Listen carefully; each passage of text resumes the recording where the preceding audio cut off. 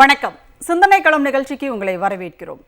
தமிழ்நாடு ஆளுநர் ஆர்.என். ரவி தொடர்ந்து தமிழ்நாடு அரசினுடைய கொள்கை போக்கிற்கு மாறுதலான ஒரு நிலைப்பாட்டையே எடுத்து செயல்படுத்தி கொண்டிருக்கிறார். அதே நேரத்தில் சட்டமன்றத்தில் நிறைவேற்றப்படுகின்ற தமிழ்நாடு அரசினுடைய தீர்மானங்களுக்கும் சட்ட மசோதாக்களுக்கும் ஒப்புதல் வழங்காமல் ஆளுநர் இழுத்தடிக்கிறார். இதன் மூலமாக அந்த மசோதாக்களினுடைய தீவிரத்தன்மையை நீர்த்து போக செய்கின்ற வேளையில் ஆளுநர் செய்து கொண்டிருக்கிறார் என்ற குற்றச்சாட்டு தொடர்ந்து எழுப்பப்பட்டு வந்த சூழலில் இது தொடர்பாக நீதிமன்றத்தில் வழக்குகளையும் தொடுத்து சட்ட போராட்டத்தையும் தமிழ்நாடு அரசு நடத்தி வருகிறது. இந்த நிலையில் உச்சநீதிமன்றத்தில் ஆளுநருக்கு எதிரான வழக்குகள் விசாரணைக்கு ஏற்றுக்கொள்ளப்பட்டிருக்கிறது என்பது ஒரு குறிப்பிடத்தக்க ஒரு செய்தியாக நாம் இதில் பார்க்க வேண்டியிருக்கிறது. தமிழ்நாடு அரசினுடைய கூடுதல் மனுவாக துணைவேந்தர்கள் நியமனத்தில் ஆளுநரினுடைய குறுக்கீடு இருக்கிறது என்பது குறித்தான ஒரு கூடுதல் மனுவும் தாக்கல் செய்யப்பட்டிருக்கிறது உச்சநீதிமன்றத்தில். இதுவும் விசாரணைக்கு ஏற்றுக்கொள்ளப்பட்டிருக்கிறது. தொடர்ந்து ஆளுநருக்கு எதிராக சட்ட போராட்டத்தில் தமிழ்நாடு அரசு ஈடுபட்டு வருவதை பார்க்க முடிகிறது. சர்வாதிகாரத்திற்கு எதிரான ஒரு போராட்டமாகவும் அரசியல் களத்தில் இந்த சட்ட போராட்டம் என்பது பார்க்கப்படுகிறது. இந்த சூழலில் நாம் பேசலாம். நம்மோடு கருத்துக்களை பகிர்ந்து கொள்வதற்காக திமுகவின் சார்பில் டாக்டர் சையது ஹஃபீசுல்லா நம்மோடு இணைந்திருக்கிறார். அதேபோல் இந்திய கம்யூனிஸ்ட் கட்சியின் சார்பில் திரு லெனின் அவர்கள் நம்மோடு இணைந்திருக்கிறார். ஊடகவியலாளர் திரு மகிழவன் அவர்கள் நம்மோடு இணைந்திருக்கிறார். கருத்துக்களை பதிவு செய்யலாம். மூவருக்கும் என்னுடைய வணக்கம். டாக்டர் ஹஃபீசுல்லா, எப்போவுமே ஆளுநருக்கான எதிரான ஒரு மனநிலையில் தமிழ்நாட்டினுடைய மக்கள் கூட இருக்காங்க அப்படின்றதான் இன்னைக்கு இருக்கிற நிலைமையாக இருக்கிறது. இதில் ஆளுநருக்கு எதிரான வழக்குகளை விசாரணைக்கு ஏற்றது என்று உச்சநீதிமன்றம் தெரிவித்திருப்பது அப்படிங்கிறது குறித்து உங்களுடைய பார்வை. அதாவது இன்னைக்கு நடந்தது என்ன அப்படின்னு நம்ம பார்த்தோம்னா, ஏற்கனவே விசாரணைக்கு ஏற்றுக்கிட்ட வழக்குகள் தான். இன்னைக்கு அதில் திருத்தத்தை சொல்கிறோம், அதையும் ஏற்றுக்கிறாங்க. இந்த வழக்குகளுடைய பின்னணி என்னன்னு பார்த்தீங்கன்னா, 2 வழக்குகள். ஒன்று ஆளுநர் தனக்கு வழங்கப்பட்டிருக்கின்ற அதிகாரத்தை தவறாக பயன்படுத்துகிறார்.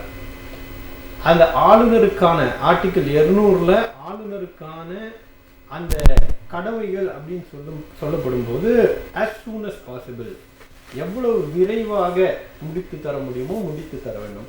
ஒரு சட்டம் இயற்றி உங்களுக்கு ஒரு சட்டமன்றம் அனுப்பும்போது, ஒரு அரசு அனுப்பும்போது அது எவ்வளவு சீக்கிரமாக விரைவாக முடித்து தர வேண்டுமோ அவ்வளவு விரைவாக முடித்து தர வேண்டும் அப்படின்னு இருக்கிறத அதை ஒரு பஞ்சாயத்து பண்ணுங்க.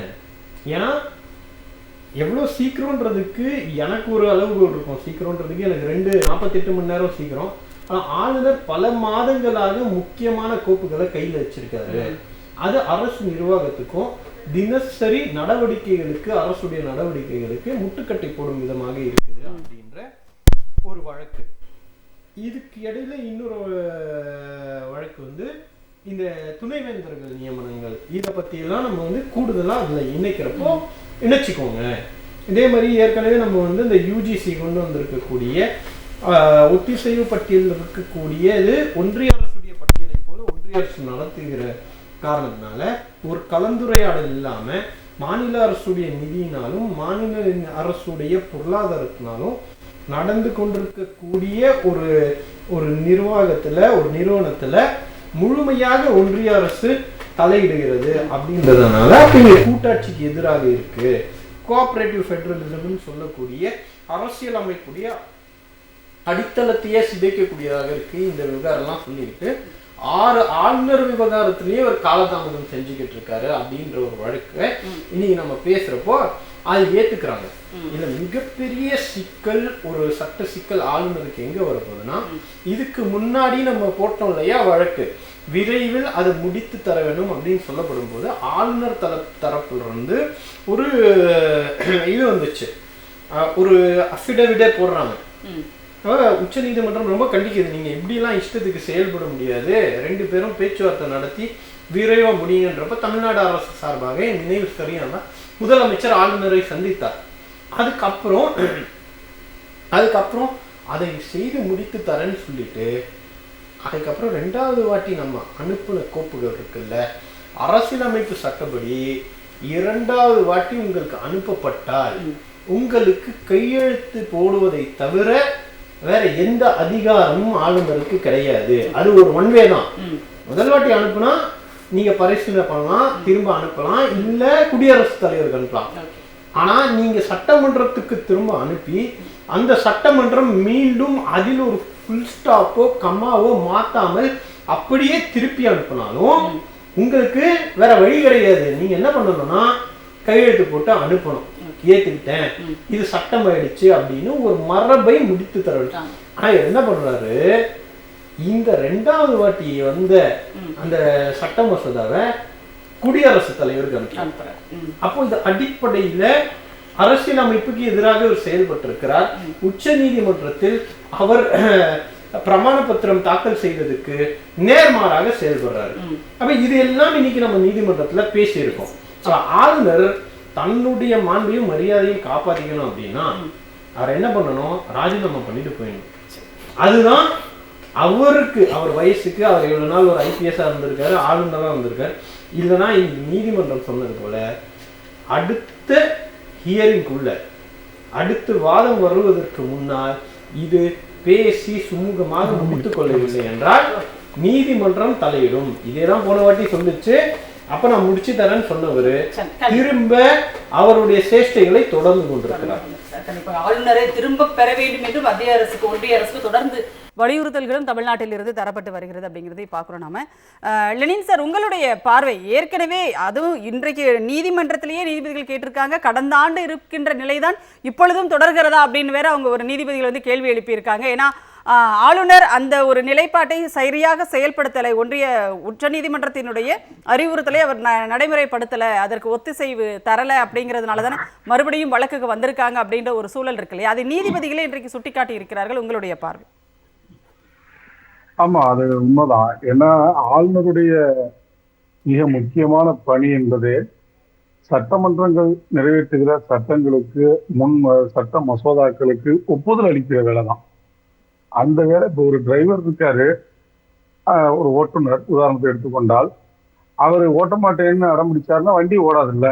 அப்ப சுமூகமாக ஒரு ஜனநாயக அமைப்பில் மாநிலங்களுக்கு இருக்கிற உரிமை, அதனுடைய தேர்ந்தெடுக்கப்பட்ட சட்டமன்றங்கள் நிறைவேற்றுகிற தீர்மானங்கள், எடுக்கிற சட்ட முன்வடிவு, இவையெல்லாம் செயலற்று போகிற அளவிற்கு ஒரு ஆளுநரே அந்த டிரைவர் சீட்ல உட்கார்ந்து இருக்கிறவரே செய்கிறார்னா, அதுவும் ஒன்றிய அரசின் கண்காணிகளை போல அவர்கள் நியமிக்கப்படுகிறார்கள், அப்படித்தானே அதுக்கு பொருள். எனவே அவருக்கு ஒரு பாலிடிக்ஸ் இருக்கு. அந்த அரசியல் என்பது குறிப்பாக மாநிலங்களுக்கு எதிரான அல்லது எதிர்கட்சிகள் ஆளுகிற மாநிலங்களில் இருக்கிற அரசுகளுக்கு எதிரான ஒரு அரசியல் நிலைப்பாடு என்பதுதான். முடக்குவது, அதற்கான எல்லா வேலைகளையும் அவர் செய்து கொண்டிருக்கிறார். இப்ப இதுல உச்ச நீதிமன்றத்துல ஏற்கனவே ஓராண்டுக்கு முன்பு இந்த வழக்கு இருக்கு. இன்னும் அப்படி தொடர்கிறதா என்று அவர்கள் ஆச்சரியத்தோடு கேட்கிறார்கள். என்ன விஷயம்னா, நாட்டுல நடக்கிற நிகழ்ச்சி தெரியாதா என்ன? இப்ப அண்ணா பல்கலைக்கழகத்துல ஒரு மாணவிக்கு நடந்த ஒரு கொடூரமான சம்பவம், அதை யாருமே நாகரிக சமூகத்தில் ஏற்றுக்கொள்ளல. ஆனா அதுக்கு அடிப்படையான விஷயம் என்ன? ஆளுநருடைய அடாவடித்தனம் தான். ஏன் வைஸ் சான்சலர் தேர்ந்தெடுக்கப்படல? அங்க வைஸ் சான்சலரை தேர்ந்தெடுக்கிற குழு மாநில அரசும் அதே போல ஆளுநரும் சேர்ந்து நிறைவேற்றுகிற வைத்திருக்கிற குழு தான் தேர்ந்தெடுக்குது. அதை அனுப்பி ஏன் கிடப்புல போடணும்? இப்படி 6 பல்கலைக்கழகங்கள்ல இப்ப அவர் வந்து ப்ரோ சான்சலர், வைஸ் சான்சலர் போடாமையே அந்த நிர்வாகத்தை நிலைகுலைய வைத்து விட்டார். அதான் உண்மை. அப்ப இதுக்கெல்லாம் யார் பொறுப்பு இருப்பது? ஏற்கனவே இந்த கவர்னர் போட்ட அந்த வைஸ் சான்சலருடைய நியமனம் தான் இப்ப இருக்கிற பதிவாளர். அதை எதிர்த்து வழக்கு மன்றத்துல, நீதிமன்றத்துல இப்பயும் வழக்கு இருக்கிறது, உங்களுக்கு தெரியும். ஆனாலும் கூட அதையும் மீறி இப்ப அந்த பிரச்சனைகள் வருகிற போது யார் முடிவெடுப்பது? உடனே அரசை குறை சொல்லிட முடியுமா? இது எல்லாவற்றையும் பாத்தீங்கன்னா ஆளுநர்ங்கிற மையப்புள்ளியில தான் வருது. அப்ப கல்வி நிறுவனங்களுக்கு ஒரு நியர் ஹெட்டாக இருக்க வேண்டிய, ஒரு பொறுப்பான தலைவராக இருந்து செயல்பட வேண்டியவர் எக்ஸ் அபிஷியோ தானே. இது கவர்னராக இருக்கிற எல்லாருமே அப்படி. இப்போ குஜராத்ல கவர்னர்கள் வந்து ப்ரோ சான்சலரா இல்ல, அதைத்தான் நம்ம அரசும் கேட்டு இருக்கு. ஏன்னா இப்படி எல்லாம் இடர்பாடுகள் செய்கிறார்கள். கல்வி வளர்ந்த தமிழ்நாடு என்பதை கல்வியில் தளர்ந்த தமிழ்நாடாக மாற்ற வேண்டும் என்று கங்கணம் கட்டி செயல்படுகிறார்கள். ஏற்கனவே உங்களுக்கு தெரியும், நம்ம டாக்டர் அவரும் அடிக்கடி சொல்ற ஒரு விஷயம்தான், மருத்துவ மேற்படிப்புல நமக்கான இடஒதுக்கீடு அது மிகப்பெரிய பிரச்சனைக்கான போது யாருக்கு காரணமா இருந்தது? மோடி அரசு தான். அதே போல 10 லட்சம் பேருக்கு ஒரு மருத்துவமனை என்கிற அளவு தான், ஒரு மருத்துவ கல்லூரிங்கிற அளவு தான் இருக்கணும், அதை மீறக்கூடாதுன்னு தமிழ்நாட்டுக்கு புதிய மருத்துவ கல்லூரிகள் துவக்கணும்னு நம்ம விரும்பினா கூட முடியாத அளவிற்கு ஒரு முட்டுக்கட்டை போட்டது யாரு? அது எடுபடல. அது மக்கள் மன்றத்துல வைத்தவுடன் பின்வாங்கி விட்டார்கள். ஆனா இப்படி அடுக்கடுக்காக அவர்கள் இழைக்கிற எல்லா அரசியலும் எதை நோக்கி செல்கிறது என்றால், வளர்ந்து கொண்டிருக்கிற ஒரு மாநிலத்தை, அதனுடைய கல்வி தரத்தை, அதனுடைய மருத்துவ தரத்தை, மருத்துவ கல்வியின் தரத்தை சீர்குலைப்பதில் தான் மையப்பட்டு நிற்குது. அப்ப இதுக்கெல்லாம் யார் காரணம்? ஏன்னா இப்போ ஒரு நம்ம வேற வழி இல்லாம தான் உச்ச நீதிமன்றத்துக்கு போயிருக்காங்க அரசு. உச்ச நீதிமன்றம் இந்த கேள்வி கேட்டிருக்கு. இன்னொன்னு சொல்லி இருக்கிறது உயர் நீதிமன்றம், உச்ச நீதிமன்றம். நீங்க அடுத்த வாரம் ஒன்றிய அரசினுடைய அரசு வழக்கறிஞர் கேட்டிருக்காருல்ல, ஒரு வாரம் தள்ளி இதை எடுக்கணும்னு. அப்ப வர்றபோது நீங்க கேட்டுக்கிட்டு வாங்க அப்படின்னு சொல்லியிருக்காங்கல்ல. இதுல என்ன நிலைப்பாடு? இல்லைன்னா நாங்கள் தலையிட வேண்டி இருக்கோம். நாங்க அதுல என்ன கருத்துன்னு மத்திய அரசு கேட்டுங்க. அப்படி இல்லைன்னா நாங்கள் தலையிட வேண்டியிருக்கோம், சட்டத்தின்பால் நிற்க வேண்டியிருக்கோம் என்கிற ஒரு கருத்தையும் அதுல சொல்லியிருக்காங்க. அதான் அண்டர்லைன் பண்ண வேண்டிய வார்த்தை. இப்ப இவ்வளவு உச்சத்துக்கு போக வேண்டிய அவசியம் என்ன? அப்ப நீங்க அரசியல் பண்ணுங்க, வாங்க, நீங்க அந்த பதவியிலிருந்து வெளில வாங்க. ஏன்னா நீங்க பெறுகிற ஊதியம், நீங்கள் உண்ணுகிற உணவிலிருந்து, குடிக்கிற டீயிலிருந்து அத்தனை இந்த மக்களுடைய வரிப்பணத்திலிருந்து வரக்கூடிய செலவு. அப்ப அந்த மக்களுக்கு நீங்க நன்றி உள்ளவராக இருக்க வேண்டும் அல்லவா? அது இல்லைங்கிற போதுதான் அந்த பிரச்சனை வருகிறது. இப்ப ஒவ்வொன்றா நீங்க இல்ல ஒன்னே ஒண்ணு முடிச்சிடறேன், ஒவ்வொன்றா எடுத்து பாருங்க. வள்ளலாறுல இருந்து சனாதனம் குறித்த கருத்தா இருக்கலாம், திருவள்ளூருக்கு காவி சாயம் பூசினதா இருக்கலாம், இப்படி ஒரு பெரிய இது இருக்கு. இதெல்லாம் உங்க வேலையா? அதுக்கா இந்த மாநிலத்தில் உங்களுக்கு ஊதியம் கொடுத்து உட்கார வைத்திருக்கிறார்கள்? சரி, பார்க்கலாம். நம்ம அடுத்தடுத்து கண்டிப்பாக இது பற்றி நம்ம பேசலாம். ஒரு நிறைவு இவர்கிட்ட முதல் கட்ட கருத்தை கேட்டுட்டு வந்துடுறேன் மகிழவன் கிட்ட. மகிழவன் சார், அப்போ இது உச்சநீதிமன்றம் வரைக்கும் ஒவ்வொரு முறையும் ஏற்கனவே தமிழ்நாடு அரசு ஒரு வழக்குக்கு போயிருக்கிறது, ஆளுநர் மீதான வழக்கு. இப்போ திரும்பவும் உச்சநீதிமன்றத்தை நாட வேண்டிய ஒரு சூழல் இங்கே ஏற்பட்டிருக்கிறது. எப்படி பார்க்குறீங்க? இல்லை, ஆளுநர் அப்படின்னா ஆளுநர் பதவிக்குன்னு சில தகுதிகளை வச்சிருக்கோம். என்ன சொல்லியிருக்கோம்? முதல் தகுதி அந்த மாநிலத்தை சேர்ந்தவராக இருக்கக்கூடாது, சட்டமன்ற வரவுகளுக்கு உட்பட்டவர் அப்படின்னு சொல்கிறோம். சட்டமன்ற ஒரு மசோதா அனுப்புனா கையெழுத்து போடணும், அரசியல் பேசக்கூடாது. இப்படி என்னென்ன தகுதிகள்லாம் ஆளுநர்ன்ற பொறுப்புக்கு இருக்கோ அந்த எந்த வேலையும் செய்யறதில்லை. இன்றைக்கு இதுக்கு முன்னாலேயே குடியரசுத் தலைவர்கிட்ட திமுக சார்பில் போய் ஆளுநருக்கு எதிரான மனுவை நம்ம கொடுத்துருக்குறோம். இப்படி தொடர்ச்சியாக தமிழ்நாடு மக்களுடைய விரோதத்துக்காக செயல்பட்டு கொண்டிருக்கிறார். இன்னைக்கு இவர் சொல்லக்கூடிய அந்த ஒன்றிய அரசுடைய திட்டங்களாகட்டும், தமிழ்நாட்டுடைய திட்டங்களாகட்டும், இன்றைக்கு ஒன்றிய அரசு ஒரு பட்டியல் வெளியிடுது. இந்தியாவில் இருக்கக்கூடிய சிறந்த பல்கலைக்கழகங்கள், இந்தியாவில் இருக்கக்கூடிய சிறந்த கல்லூரிகள், முதல் 10 இடங்களில் தமிழ்நாட்டில் இருக்கக்கூடிய கல்லூரிகள் இடம்பெறுது. அப்படியான சூழலில் தமிழ்நாட்டுடைய உயர்கல்வி கட்டமைப்பை சீரழிச்சே தீரணுன்ற நோக்கத்தோடு தான் ஆளுநர் திட்டமிட்டு இந்த துணைவேந்தர் விவகாரங்களில் தொடர்ந்து தன்னுடைய வேலையை காட்டி கொண்டிருக்கிறார். இது தமிழ்நாட்டு மாணவர்களுக்கு எதிரான நிலைப்பாடு. இதற்கு முன்னால் நீட்டில் தமிழ்நாட்டில் இருக்கக்கூடிய மக்களுடைய உணர்வால் சட்டமன்றத்தில் ஒரு தீர்மானம் போட்டு அனுப்புனா அதை ஆளுநர் என்ன பண்ணிருக்கணும்? கையெழுத்து போட்டிருக்கணும். குடியரசுத் தலைவருக்கு அனுப்புறதா ஒரு வேலை, அதை அவர் செய்யலை, திருப்பி அனுப்புற. இன்னைக்கு நம்ம அதை திருப்பி அனுப்பியிருக்கோம். இப்படி தொடர்ந்து தமிழ்நாட்டு மக்களுக்கு விரோதமான வேலையை செய்கிறார். இதற்கு முன்னால அமைச்சர் செந்தில் பாலாஜியோட வழக்கில் அப்படிதான், ஒரு அமைச்சரோட பதவி விட்டு நீக்கணும் அப்படின்னா முதலமைச்சர் செய்யணும், இல்லை பிரதமருக்கு அந்த அதிகாரம் இருக்கு. ஆனால் அதெல்லாம் மீறி இவர் நீக்கிறன்னு அறிவிப்பு விடுறார். உச்சநீதிமன்றம் கொட்டு வைக்குது. பொன்முடி அவர்கள் வழக்கில் அப்படிதான், பதவி பிரமாணம் செய்து வைங்கன்னு சொல்றாங்க, வழக்கு நிலுவையில் இருக்கு, தீர்ப்பு நிலுவையில் இருக்கு, பதவி பிரமாணம் செய்து வைங்கன்னு சொல்றாங்க, நான் முடியாதுன்றாரு. அதற்கப்புறம் நீதிமன்றத்துக்கு போய் அதற்கு பின்னால தான் வலிக்கு வர. இப்படி தொடர்ந்து அரசு கட்டமைப்பை, அரசியல் சாசனத்தை சீர்குலைக்கக்கூடிய வேலையை ஆளுநர் பதவியில் உட்கார்ந்து கொண்டு ரவி அவர்கள் தொடர்ந்து செய்து கொண்டிருக்கிறார். அவருக்கு தக்க பாடத்தை தமிழ்நாடு புகட்டும். இல்ல, ஆளுநருக்கு அப்போ இதெல்லாம் தன்னுடைய அதிகாரம் இல்லை அப்படிங்கிறது தெரியலையா? இல்ல இதெல்லாமே தெரிஞ்சுதான் அவர் பண்றாரு? ஏன்னா ஒவ்வொரு முறையும் அவருக்கு இதுல பேக் ஃபயர் தான் ஆகுது, ஒரு பெரிய பின்னடைவு தான் ஏற்படுதுன்னு வச்சுக்கோங்களேன். அப்புறம் ஏன் திரும்ப திரும்ப அதை இல்ல, ஆளுநர் பதவி தொடர்பான அரசியல் சாசன நிர்ணய சபையோடைய உரையெடுத்து நம்ம படிச்சோம்னா தெரியும். ஆளுநர் பதவின்றது ஒன்றிய அரசுக்கான ஒரு ஒற்றர் வேலை தான். அப்ப அந்த ஒற்றர் வேலையை தான் சரியாக செய்து கொண்டிருக்கிறார். ஒன்றிய பிஜேபி அரசாங்கம் ஆட்சியில் உட்கார்ந்து 2014 தொடங்கி இந்தியாவில் இருக்கக்கூடிய பல மாநிலங்களில் ஆளுநர் வழியாக குழப்பத்தை செய்யக்கூடியதே முழுநேர வேலையாக பிஜேபி வைத்துக் கொண்டிருக்கிறது. பிஜேபியுடைய ஏஜென்ட்டாக நேற்றைக்கு முதல் தினம் கூட திரும்ப போன வருஷம் மாதிரி இந்த வருஷமும் வள்ளுவருக்கு காவி சாயத்தை பூசி தான் பிஜேபி தொண்டர் என்பதை ஆளுநர் ரவி தெளிவுபடுத்தினார். டாக்டர் ஹஃபீசுல்லா, இப்போ ஏற்கனவே யுஜிசியினுடைய புதிய திருத்தங்கள், விதிகள் திருத்தப்பட்டிருக்கு இல்லையா? அது ஆளுநருக்கான அதிகாரங்களை கொடுக்கிறது. துணைவேந்தர் நியமனத்தை ஆளுநரை செய்யலாம். துணைவேந்தர் நியமனம் மட்டும் இல்லாமல் பல்கலைக்கழகத்தினுடைய மற்ற நியமனங்களிலும் ஆளுநர் தலையிடலாம், அவரை செய்யலாம் அப்படின்ற மாதிரியான அதிகாரத்தை அவருக்கு கொடுக்குது. அது பிப்ரவரி 5 வரைக்கும் அதற்கான கருத்து கேட்பு கூட்டங்கள் நடக்க போகுது. அது இன்னும் நடைமுறைக்கு வரலை அப்படின்னாலும் கூட இப்போ துணைவேந்தர் நியமனம் குறித்த ஒரு வழக்கு உச்சநீதிமன்றத்தில் போட்டிருக்கோம், அது விசாரணைக்கு வரப்போகிறது. இந்த ரெண்டையும் நீங்கள் எப்படி பார்க்குறீங்க? இப்போ யுஜிசியினுடைய திருத்தத்தையே அவங்க கொண்டு வந்துட்டாங்க அப்படின்றப்போ இல்லை, அதாவது இந்த உலகளாவிய அளவில் நீங்கள் ஃபாசிஸ்டுகளுடைய நடவடிக்கைகள், அவர்களுடைய மாடஸ் ஆப்பரண்டை இல்லை எஸ்ஓபி நெறிமுறைகள் எப்படி அவங்க செயல்படுவாங்கன்னா, எது எல்லாம் மக்கள் மத்தியில் ஒரு கருத்தியலை உருவாக்குமோ, எது கல்வியை அதிகப்படுத்தணுமோ, ஒரு ரேஷ்னல் திங்கிங்கை, ஒரு பகுத்தறிவை வளர்க்கக்கூடிய அமைப்புகள் எதுவாக இருக்கோ, ஒன்று அதை சிதைக்கணும், இல்லை அதை கபலீகரம் பண்ணணும். 2 தான். நீங்கள் அதை பார்த்தீங்கன்னா தொடர்ந்து ஜேஎன்யூ மேலே ஒரு தாக்குதல் நடத்திக்கிட்டே இருப்பாங்க வலதுசாரிகள். அது ஏன் அப்படின்னா, அங்கே ரொம்ப முற்போக்கு சிந்தனைகள், பகுத்தறிவை வளர்க்கக்கூடிய கடந்த 75 ஆண்டுகளில் ஒரு அமைப்பு இருக்குதா, அந்த அமைப்புலேருந்து வரக்கூடியவர்கள் பகுத்தறிவை பரப்பக்கூடியவங்களாக இருக்காங்க. அப்படின்றதுனால அவங்க முன்னே அதை கபலீகரம் செய்ய பார்ப்பாங்க. அதுக்குள்ளே போய் அவங்க ஆட்களை உட்கார வச்சு அங்கேருந்து சிலபஸை மாற்றுறது, அந்த பகுத்தறிவுக்கு பதிலாக பிற்போக்குத்தனத்தை கொண்டு வர்றது.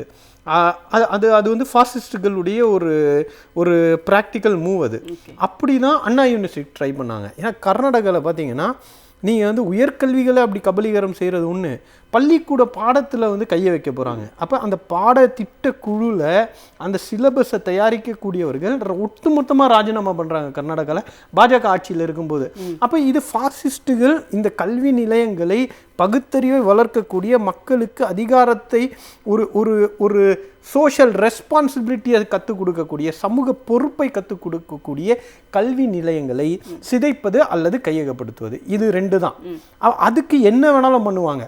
ஜேஎன்யூ சிதைப்பதற்கான ஒரு எப்படின்னா, ஜேஎன்யூ மீது தொடர்ந்து ஒரு தாக்குதல், அர்பன் நக்சல்ஸ், அங்கே தீவிரவாதம் பரப்பப்படுகிறது, இந்தியாவுடைய ஒற்றுமைக்கு எதிராக துகுடே கேங்கு அப்படின்னு சொல்லி அங்கேருந்து வரக்கூடிய என்டையர் ப்ராடக்டையே வெறுக்க வைக்கக்கூடிய ஒரு வேலையை பண்ணுவாங்க.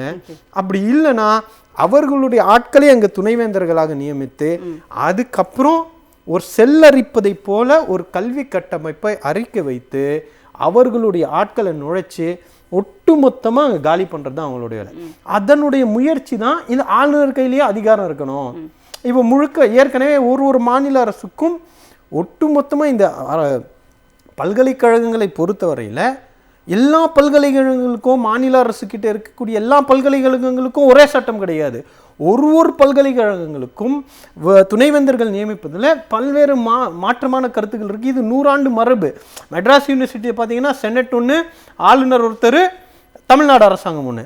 அதே நீங்கள் அண்ணாமலை யூனிவர்சிட்டிக்கு வந்தீங்கன்னா அதுக்கு வேற மாதிரி இருக்கும். அப்போ ஒரு மரபுகளோடு ஒரு சுயமாக அந்த பல்கலைக்கழகங்கள் ஒரு சட்டத்தை ஏற்படுத்தி 100 ஆண்டுகளாக 50 ஆண்டுகளாக 30 ஆண்டுகளாக செயல்பட்டு இருக்கு, சிறப்பாக செயல்பட்டு இருக்கு. நான் அதுதான் இன்னைக்கு கூட தேசிய ஊடகத்தில் கேட்டாங்க. அப்போ நான் சொன்னேன், எங்க கிட்ட இந்த பாடம் கத்துக்கிற இடத்துல இருந்துட்டு எங்களுக்கு நீங்க எப்படி நடத்தணும்னு சொல்லி கொடுக்கறது எந்த அளவுக்கு அபத்தம்னா, ஒரு சின்ன குழந்தை வந்துட்டு எல்கேஜி படிக்கிற பையன் டீச்சர்கிட்ட போய் நீங்கள் இப்படி கற்றுக் கொடுங்க அப்படி கற்றுக் கொடுங்கன்னு சொல்கிறது எந்த அளவுக்கு அபத்தமோ அந்த மாதிரி கல்வி, சுகாதாரம், சட்டம் ஒழுங்குன்ற 3 விஷயங்களில் தமிழ்நாட்டில் யாருக்குமே தகுதி கிடையாது எங்களுக்கு வகுப்பு எடுக்கிறதுக்கு. அப்போ நீ யூஜிசி மூலமாக என்ன சாதிச்சிட போகிற?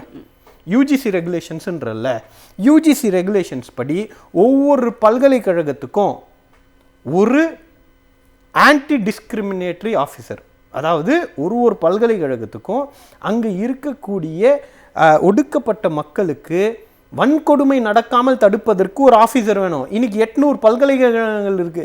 அந்த 800 பல்கலைக்கழகங்கள்லையும் யூஜிசி சட்டம், அது 800 பல்கலைக்கழகங்கள்லையும் இப்படி டிஸ்கிரிமினேஷனுக்கு எதிராக, வன்கொடுமைகளுக்கு எதிராக ஒரு ஆஃபீஸரை நியமித்து இருந்தால் மட்டும்தான் அந்த யூனிவர்சிட்டிக்கு, அந்த கல்வி நிலையங்களுக்கு ஒன்றிய அரசு யூஜிசி கிராண்ட்ஸ்ன்னு சொல்லக்கூடிய பணத்தொகை வரணும். ஓகேவா? அது அடிப்படை மனித உரிமை. அதுக்கு வக்கில்லாமல் நீங்கள் ஆள் போடலை, நீதிமன்றத்தில் கேள்வி கேட்டால் அதுக்கு பதில் சொல்ல தெரியல. அதே யூஜிசி உங்ககிட்ட இருக்கிற அதிகாரத்தை முறையாக பயன்படுத்தலை. ஐஐடி, ஐஎம் போன்ற இடத்துல பிற்படுத்த சமூக மக்கள், சிறுபான்மை சமூக மக்கள், ஒடுக்கப்பட்ட மக்களுக்கு தொடர்ந்து வன்கொடுமை நடந்துகிட்டு இருக்கு. உன் கையில் பல் இருக்குது, யூஜிசி அதை வச்சு கடிச்சு எவன் அநியாயம் பண்ணிட்டு இருக்கானோ அவனை கொதறதுக்கு பதிலாக அப்படி எவன் செய்கிறானோ, எவன் மேலெல்லாம் வன்கொடுமைக்கான புகார் வருதோ அவனுக்கு ப்ரொமோஷன் கிடைத்துக்கிட்டு இருக்கு. ஒடுக்கப்பட்ட சமூக மக்களுக்கு அசிஸ்டன்ட் ப்ரொஃபஸர் 20 வருஷம் இருக்காங்க. யாருக்குமே நடக்காது இந்த கொடுமை. இதெல்லாம் யூஜிசி பார்க்காதா? அப்ப இந்த வேலை யூஜிசி முதல்ல செய்யட்டும். அதுக்கப்புறம் இந்த ரெகுலேஷன் எங்களுக்கு போடுறதெல்லாம் அப்புறம் பார்க்கட்டோம்னா நாங்கள் இந்த பிரச்சனையை நீதிமன்றத்துக்கு எடுத்துகிட்டு போயிருக்கோம், மக்கள் மன்றத்துக்கு எடுத்துகிட்டு போயிருக்கோம். இது தொடர்ந்து எதிர்த்துக்கிட்டு இருப்போம். கண்டிப்பாக. லெனின் சார், இப்போ டாக்டர் சொல்லும்போது அந்த யூஜிசியினுடைய நிலையில் எப்படி இருக்குது, அவங்க எந்த அளவுக்கு ஒரு பாரபட்சமான யூஜிசி செயல்பாடுகள் இருக்குது அப்படிங்கிறதெல்லாம் சொன்னார் இல்லையா? இருந்தாலும் கூட இப்போ டெல்லியில் ஆளுநருக்கு எதிராக டெல்லி அரசு ஒரு வழக்கு போடும்போது அதிகாரம் தொடர்பாக உடனடியாக சிறப்பு மசோதாவையே கொண்டு அந்த உச்சநீதிமன்றத்தினுடைய தீர்ப்பையே கூட நீர்த்து போக செய்த ஒரு அரசு தான் இப்போ ஒன்றியத்தில் இருந்துட்டு இருக்கு. அப்படிப்பட்ட ஒரு சூழலில் யூஜிசி புதிய விதிகளை வேற கொண்டு வந்துட்டாங்க. இந்த நிலையில் நீங்க இதை எப்படி பாக்குறீங்க? ஹலோ, கேக்குதா சார் லெனின் சார்? விட்டு விட்டு இப்போ கிளியரா இருக்கு. என்ன கேள்வி கேட்டீங்க? ஷார்ட்டா சொல்லுங்க. ஒன்றும் இல்லை, அதாவது ஏற்கனவே யூஜிசியினுடைய செயல்பாடுகள் இரட்டை நிலைப்பாடுடையதாக இருக்கிறது அப்படிங்கிறத டாக்டர் சொன்னார் இல்லையா?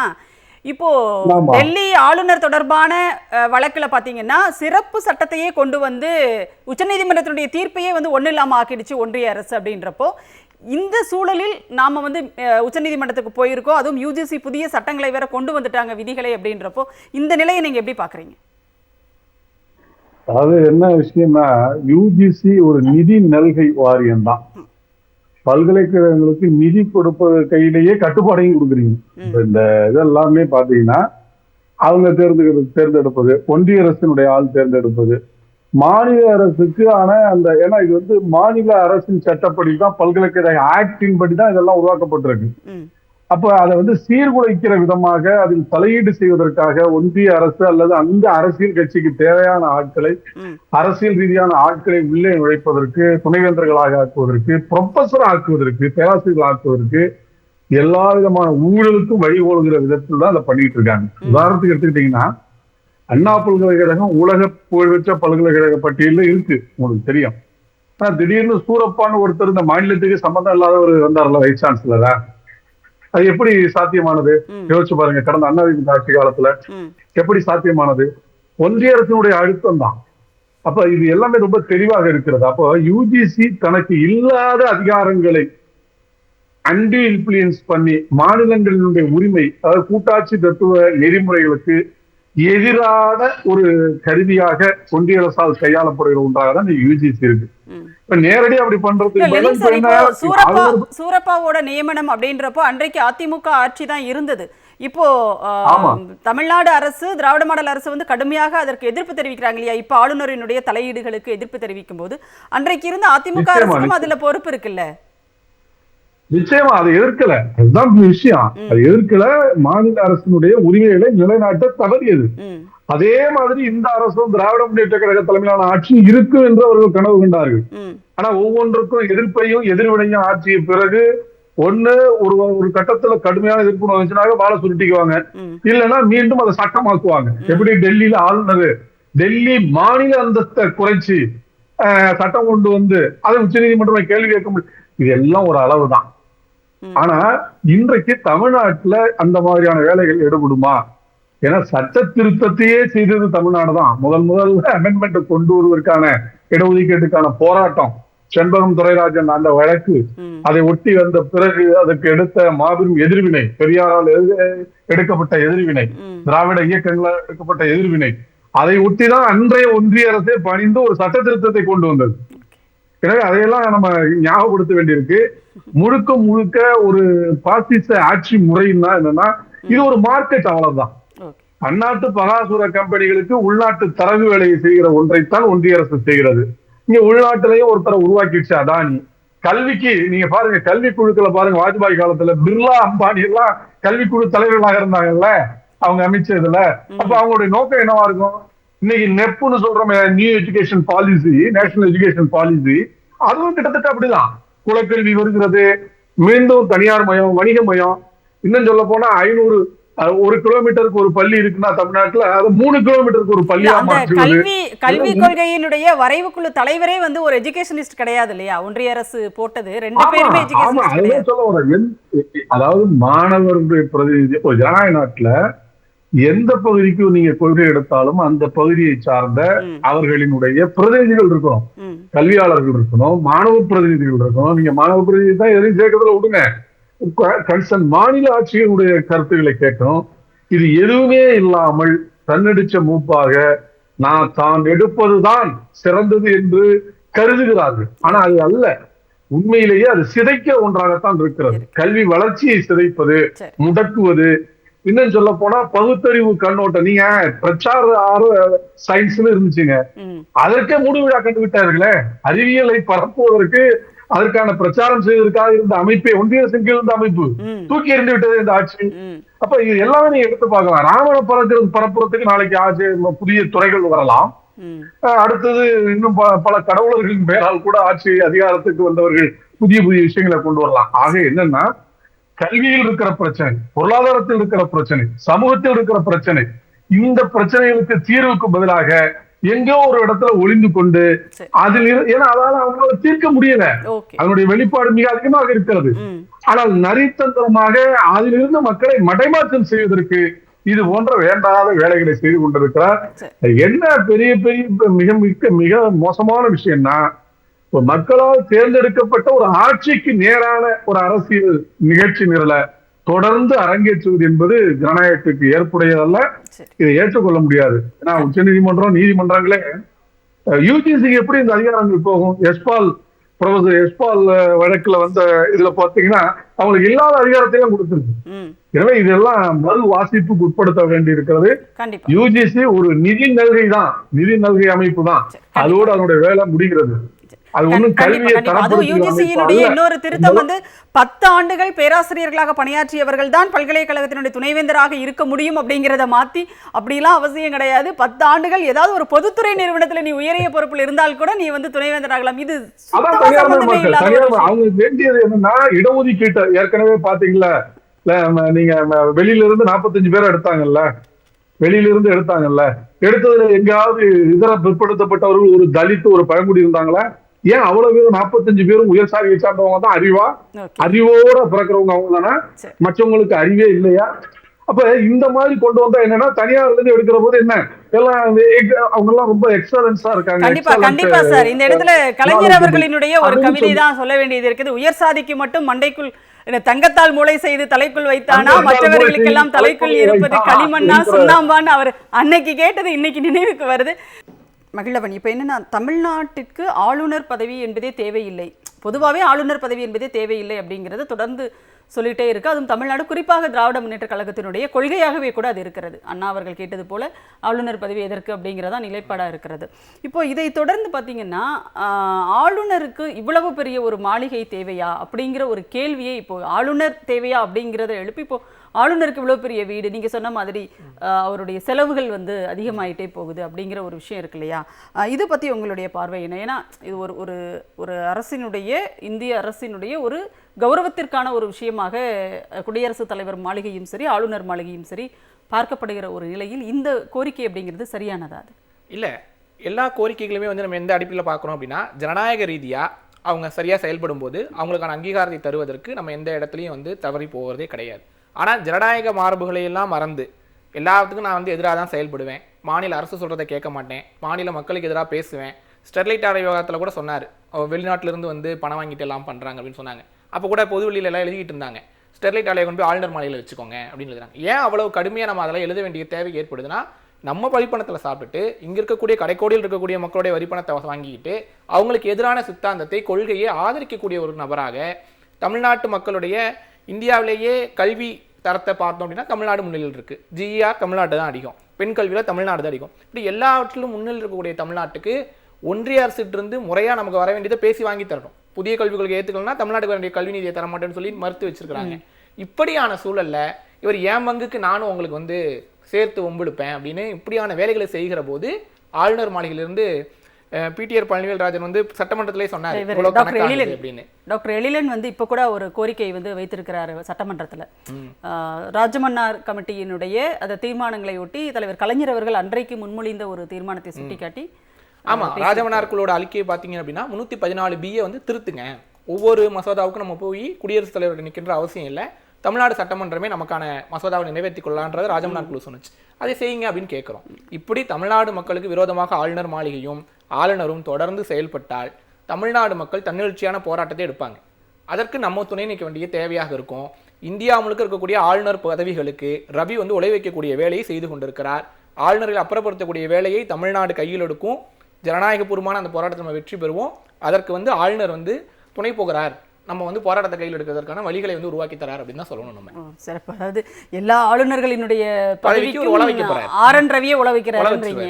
சரி டாக்டர் ஹஃபீசுல்லா, இப்போ ஒரு பக்கம் பார்த்தீங்கன்னா ஆளுநர் மாளிகை, ஆளுநர் குறித்தெல்லாம் பேசும்போது அவருடைய குடியிருப்பை வந்து நீங்கள் நீதிபதிகளினுடைய குடியிருப்புக்கு பக்கத்துலேயும், ஏன்னா அடிக்கடி நீதிமன்றத்துக்கு போக வேண்டியது இருக்கிறது, அதனால் அங்கேயும் மாற்றிக்கலாம், இல்லைனா வந்து உயர் அதிகாரிகள் அமைச்சர்கள் இருக்கிற பகுதிகளுக்கு மாற்றிக்கலாம், எதுக்கு இவ்வளோ பெருசு அப்படிங்கிறதெல்லாம் ஒரு பக்கம் நம்ம பேசிகிட்டு இருந்தாலும் கூட, இப்போது ஆளுநர் பதவிக்கு எதிராக தீர்மானங்கள் கொண்டு வரும்போது, இப்போ இவர் சொன்ன மாதிரி ஆர்.என். ரவியே வந்து ஆளுநர் பதவியை வந்து காலி பண்ணிடுவார் போல இருக்குது அப்படின்னு ஒரு விஷயத்தை அவர் சொல்கிறார் இல்லையா. இப்போ மற்ற மாநிலங்களில் ஆளுநர்களுடைய தலையீடு அப்படி இல்லை அப்படின்றப்போ இது எல்லா இடத்திலும் இல்லை மற்ற மாநிலங்கள்லாம் இல்லைன்னு இல்லை. இப்போ படங்கள்லாம் வருது இல்லை, பேன் இண்டியா மூவின்னு ஒன்று, அந்த மாதிரி ஆளுநர்கள் இங்கே நடத்திக்கிட்டு இருக்கிறதும் பேன் இண்டியா ப்ராப்ளம் தான். கல்கட்டாவில் நடக்குது, டெல்லியில் நடக்குது, கேரளாவில் நடக்குது, இங்கே நடக்குது, தெலுங்கானாவில் நடந்துக்கிட்டு இருந்துச்சு.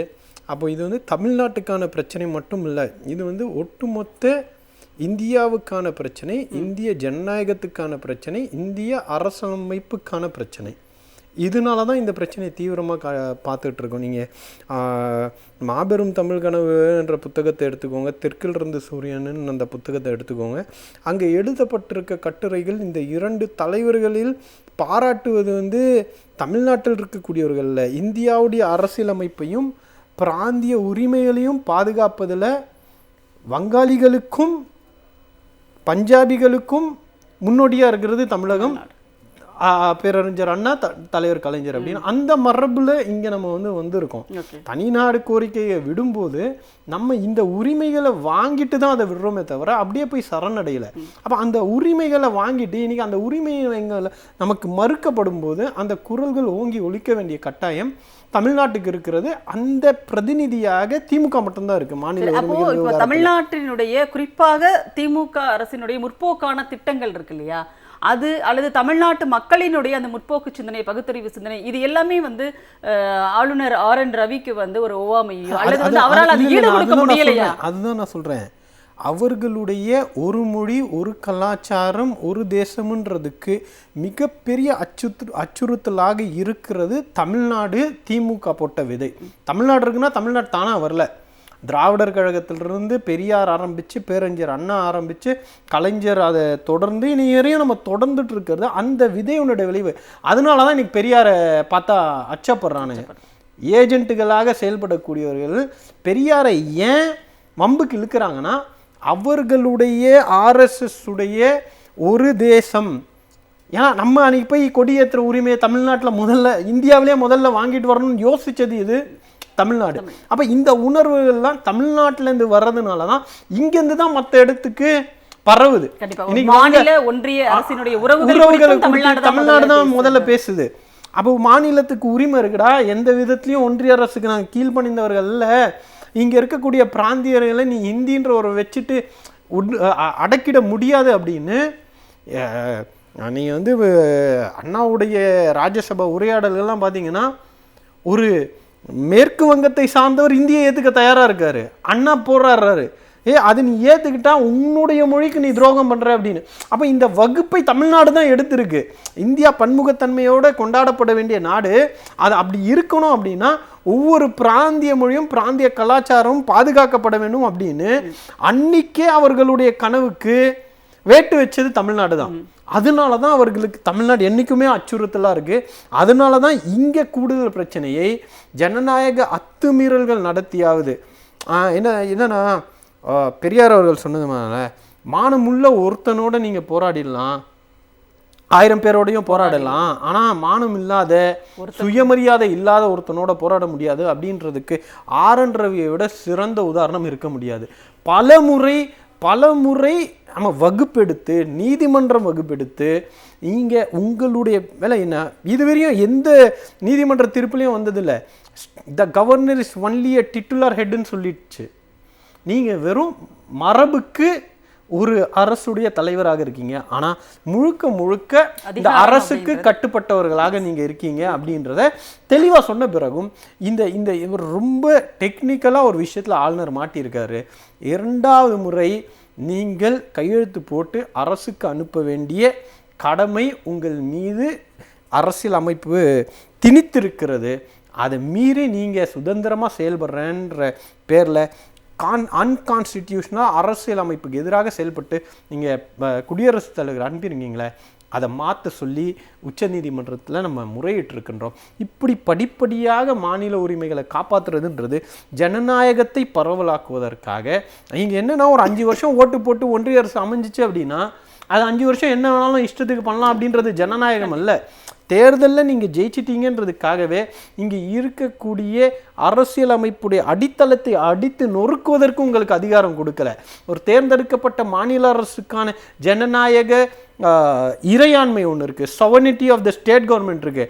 அதை பூந்து நான் தட்டி விட்டுட்டு போயிட்டே இருப்பேன்லாம் நீங்கள் ஆளுநரை வச்சு விளையாட்டு காட்டுறதுக்கு தமிழ்நாடு ஒரு களம் கிடையாது. அதை வேற எங்கேயாவது விளையாடுங்க. தமிழ்நாட்டில் திமுக இருக்கும் வரையில், திமுகவுடைய கடைசி தொண்டன் இருக்கும் வரையில் அந்த களம் இது கிடையாது அப்படின்றத நிரூபிச்சுக்கிட்டே இருப்போம். கண்டிப்பாக. அதுவும் உச்சநீதிமன்றத்தினுடைய அறிவுரையை ஆளுநர் கேட்காத ஒரு சூழலில் உச்சநீதிமன்றம் இது தனக்கான ஒரு விஷயமாக கூட எடுத்துக்கொள்வதற்கான வாய்ப்புகளும் இருக்கிறது. லெனின் சார், இப்போ ஆளுநர் அவருடைய வேலை இதுவா அப்படின்லாம் நிறைய கேட்குறீங்க.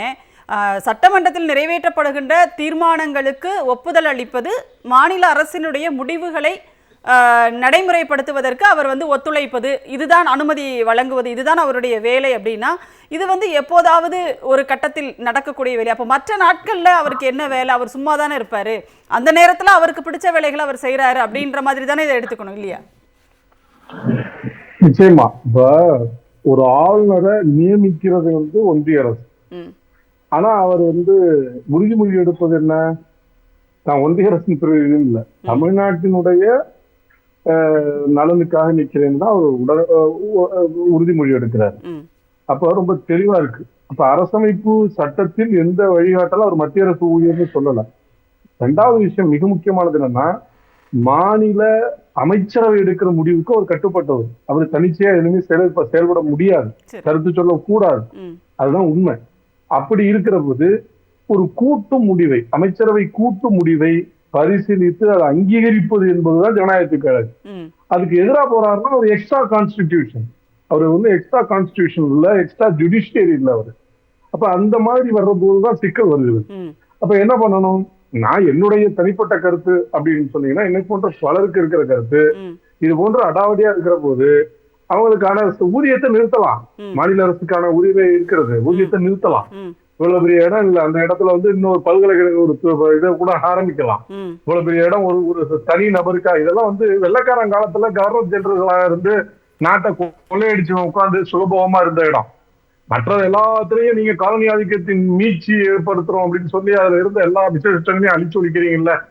ஐபிசின்னு இந்தியன் பீனல் கோட் இருந்தது பிஎன்எஸ்ன்னு சமஸ்கிருதமயமாக்குனீங்கல்ல. ஏன் இதை மட்டும் வச்சிருக்கிறீங்க? இதை எடுங்க முதல்ல. இது தேவையா அந்த பொறுப்பு என்பதை தெளிவோடு பார்க்க வேண்டியதா இருக்கு. அப்ப இந்த அடிப்படைகளோடு சிந்தித்து பார்க்கிற போது ஒரு கூட்டு மந்திரி சபை எடுக்கிற அந்த முடிவுக்கு கட்டுப்பட்டவர் தான். இன்னும் சொல்ல போனா அவர் இஷ்டத்துக்கெல்லாம் கருத்து சொல்ல முடியாது. சட்டமன்றத்துல போய் உரை படிக்க மறுப்பது, அல்லது சில வார்த்தைகளை அண்ணாவை பெரியார இவங்களெல்லாம் கட் பண்ணிட்டு பேசுறது, இது மாதிரியான வேலை ஒரு செலக்டிவா பேச வேண்டிய அவசியம் அவருடைய அடிப்படையான அரசியல் தான். இதுல ஒண்ணு சொல்லிடுறேன். ஏன்னா இப்ப ஆளுநர் போட்டா அதுல அரசியல் சார்பு இல்லாதவங்க பல்கலைக்கழகத்துல துணைவேந்தரா வருவாங்கன்னு ரொம்ப மெத்தப்படுத்த மட்டும் ஒரு சிந்தனை இருக்கு. அது இல்ல, ஆளுநரே அரசியல் ரீதியாக போடப்படுறாருங்கிறேன். இதுக்கு என்ன அரசியல் இருக்கு? இப்போ ஒன்றிய அரசினுடைய RSS அரசியல் தான் இன்னைக்கு எடுக்கிறாரு. அப்ப அவரே அரசியல் ரீதியா இருக்கும் போது அவர் போடுற நியமனங்கள் எப்படி அரசியல் இல்லாம இருக்கும்? அதுதான் கேள்வி. எனவே அப்பட்டமாக இது ஒரு அரசியல் ரீதியாக, இன்னும் சொல்ல போனா RSS சங் பரிவாரத்தினுடைய ஊதுக்குழல்களை உருவாக்குகிற இடமாக கல்வி நிறுவனங்களை மாற்றணும், மாநில உரிமைகளை வெட்ட. ஏன்னா இது எல்லாமே நாங்க புதுசா கேட்கலாங்க. நீங்க எடுத்து பாருங்க, குஜராத்ல முதலமைச்சரா இருந்த நரேந்திர தாஸ் மோடி அவர்கள் முதலமைச்சராக இருந்த போது அங்க இருந்த பென்ங்கிற அந்த கவர்னருக்கு எதிராக அவர் சீற்றத்தோடு பேசிய எல்லாமே இருக்கிறது. ஆனந்தி பென் கரெக்ட். அவருக்கு எதிராக பேசிய அவ்வளவு கருத்துக்கள் இருக்கு. அது அப்படியே நாங்க வழிமொழிகிறோம். இப்ப மட்டும் ஏன் நீங்க ஆர்.என். ரவி அன்னைக்கு ஆனந்த் பென்னுக்கு ஒரு நியாயம், ஆர்.என். ரவிக்கு ஒரு நியாயமா? அன்னைக்கும் உங்களை முடக்கிறாருன்னு சொன்னீங்க, இங்க ஒருத்தர் முடக்கிக்கிட்டு இருக்காரு. ஏன் உங்க வாய் பேச மறுக்கிறது? 56 இன்ச்சு நெஞ்சு ஏன் துடிக்க மறுக்கிறது? மாநிலங்களின் உரிமைக்காக நிற்கக்கூடியவர் நான் மாறுதட்டி பேசினீங்களே, உண்மையாதான்? அது இல்ல.